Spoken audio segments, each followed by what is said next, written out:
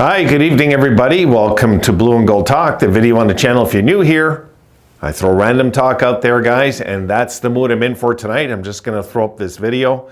I'll try to put some string of videos together on a certain day this week. Won't be tonight. I'm beat, guys, but I do want to talk about this team. Wish you all a happy new year. Hope everything's going good and all that stuff, and family events and all of it. But when it comes down to it, why you turned on this video wasn't to hear Happy New Year. You wanted to hear something, some opinion, some voice about the Buffalo Sabres. And guys, I'll tell you what, this year there is no answers for the inconsistent play. Except, you know, the more I look at it, we can break it down. We can break down the numbers. We can break down any facet of this game that you want. And the one facet you can't see in the numbers is heart. And I think somewhere along the lines in the summer, we lost our heart as an organization again. Don't ask me how that happened. I'm not about to try and project how that happened or try to investigate how that happened. It doesn't really matter. The fact is, it's happened. There's no heart there. Like something's very, very wrong overall with this team. I think when they're in the dressing room together, who knows, you know?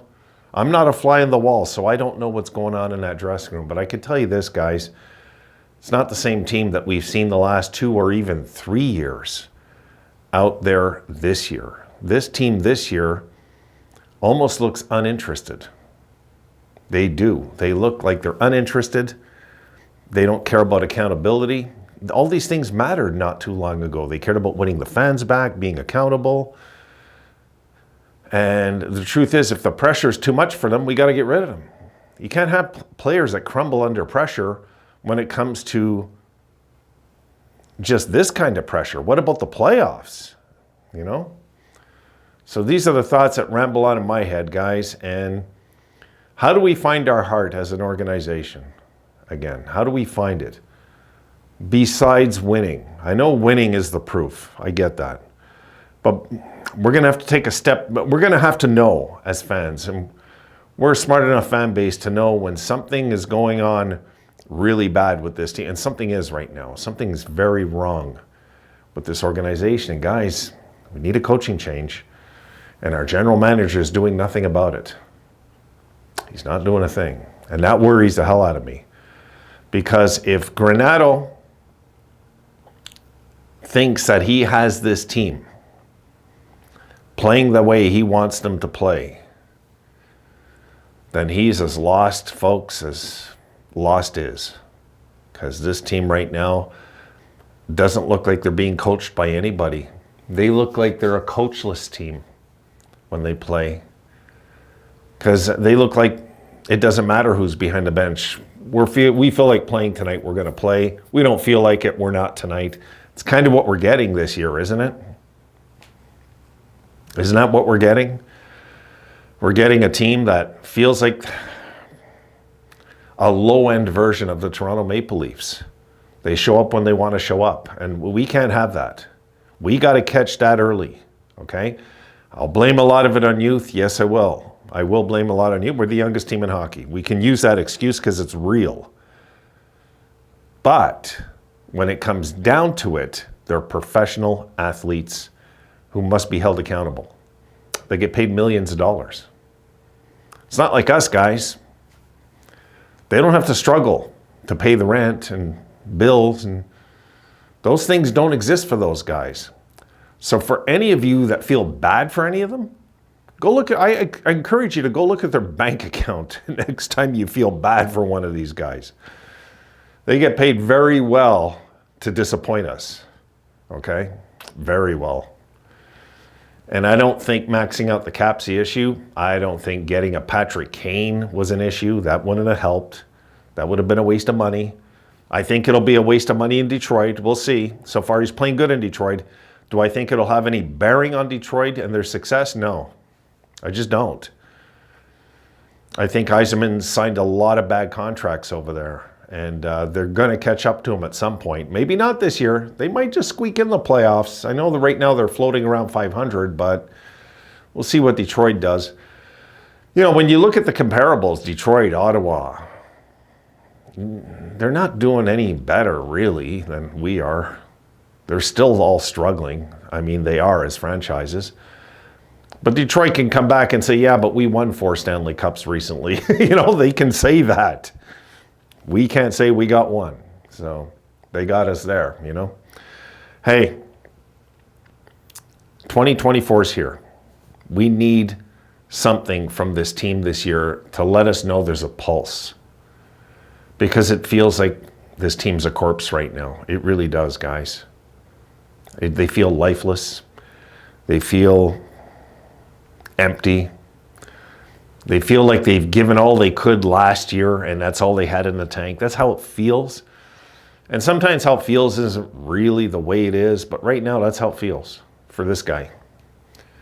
And I think if you don't use some of your assets now, okay, now, and make a coaching change now, then you're a general manager who doesn't have great survival instincts. And if you're a general manager who doesn't have great survival instincts, you got to go too, Adams. Really. You can't sit on this like it's nothing this time. This is beyond the 12 years of not getting in. It's beyond that now. Okay? It's beyond that. This was showing us a sign last year that this team was on the rise, watching them take a step back, but you just accepting it as a general manager. That's what I see. It's not good. It's not good. It's not acceptable to the fans. It's just not. I'm not one of the fans that live in Buffalo and spend hundreds of dollars to go to these games. I'm one that spends money to go to the games when they come here in Montreal, which I'll be going to, guys, by the way. I'll be at the game this week when the Sabres are in town to play the Habs. I'm going with Abe. Abe got us tickets. Thank you, Abe. We'll see how that pans out when I'm at the game. There'll be some boys there in blue jerseys and the goat heads. You'll see some Sabres fans there, but they're. What happened to the team that was supposed to be a threat this year? What happened to the team that all of us expected to be better?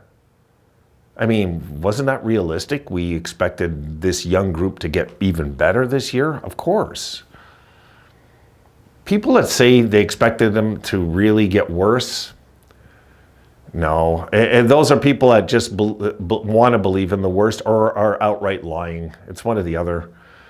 No, anybody with half a brain would look at this team last year and say, my goodness, this team is on the rise. This team is moving in the right direction finally. The GM has them going. He has team-friendly contracts locked in long-term. All of it. And then this. So yes, the step backwards was a possibility. I talked about it before the season. It was a possibility. It was. We just didn't need it as fans. Not this year. Not this year. We've waited too damn long for something to happen. And folks, God, think about it. How much have we lost in the last, let's say, dozen years of our lives with loved ones? Pets we've lost. Just things in this life that were taken away from us while the Sabres stayed the same. They stayed the same. Bad. And I don't blame the fans for not packing up the building. What was it the game? Was it the Columbus game? The house was pretty packed, but I'm guessing because of the holidays, and that's my guess. Looked like a good-sized crowd there that night. I didn't get the number. I didn't even check it online. Guys, there's a lot I'm going to go over. I'll do an Inside the Numbers video at some point in a few days, and we're going to break down this season. Before we get into the rest of the season, we'll break it down and look at it. There's things to look at that are important, like this inconsistent play of not being able to win more than 2 in a row and 30-something games. What the hell is going on? I mean, we've had 1 2-game winning streak this year. 1. Like, it's beyond stupid. There's none of you that would have believed that if I would have told you guys that before the year started. Would have any of you believed that if I told you before the year started the Sabres would only have 1 2-game winning streak in the first half of the season, because we're coming up on the half.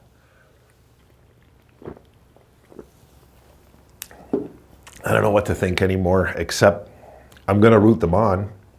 It's what I do as a fan. Oh my goodness, guys. We need a break. And I think, if anything, I think I can safely say most Sabres fans just want to see that there's a pulse in the team at this point, because it doesn't feel like there is. And it almost feels like we're going through the same crap with the media, okay? I'm talking in the post games. How they say the same old song and dance when they win, and the same old song and dance when they lose. And the 5 things we need to know ahead of the game and all. Like, even the website's just as guilty. Nobody's talked about for years how the team lacks in physical play. It's never mentioned. It's the family secret. Nobody talks about it. So what are we going to do? Like, just pretend it's that we know they're going to get out of this? Is this what the management wants us to think? Ownership wants us to think? Because we don't see them taking action in desperate times. And for us guys, we know as fans, that's a sign of an unhealthy organization. We had this hope that the organization's turning a corner. We had the right to think that too. Look, we've seen the positive steps they've been taking every year. But now that we've hit like black ice, let's pretend we're driving and we hit some black ice on the road and we didn't see it coming and we're turning now. I mean, you try not to crash, right? You do everything, you try not to crash. You don't sit there and go like Adams in his office like this. Like, he talks about having conversations. Get on the goddamn phone, Adams, and make a trade. Just make a damn trade. Do anything to get the fans' interest in the team again. Unless the fans don't count. Which is how it feels sometimes with that organization. I gotta admit, it does feel like that. Sometimes they just don't care how the fans feel. And that's really pathetic. It really is, guys. So, I'm ticked off, but I'm not like ranting. I'm just telling you guys just how it feels as a Sabres fan. I've been a fan so damn long that to watch this franchise accept mediocrity one more time is not only disheartening, it makes me so frustrated, I want to put my hand through a telephone and grab Adam's neck and shake him and say, wake up. Wipe that damn smile off your face, get on the goddamn phone and make a trade. And get a coach in here. Get another coach. Shake up the organization. That's what GMs are supposed to do. They're not supposed to say, I like Granato and I like this guy. We really have good conversations together. Like, this isn't reality, guys. It's not the Brady Bunch. It's the Buffalo Sabres. We need to do something. We need to do it now. We need to get this team, if we're going to salvage this season, and I'm not even talking about making playoffs, I'm talking salvaging the season. Meaning they get our hopes up at least. They're going to make the playoffs. We'll settle for that, wouldn't we, right now? We would. I know we would. And that's sad that we would settle for that, but we're so disheartened with the lack of a pulse in this team. That's to me more scary than the losing, guys. Are we just going to accept nothing's happening again and say all these things in interviews, but we don't deal with the real issues, which is the coach is lost, the team doesn't hit, the power play is maybe the worst power play in Buffalo Sabres history. They're that bad.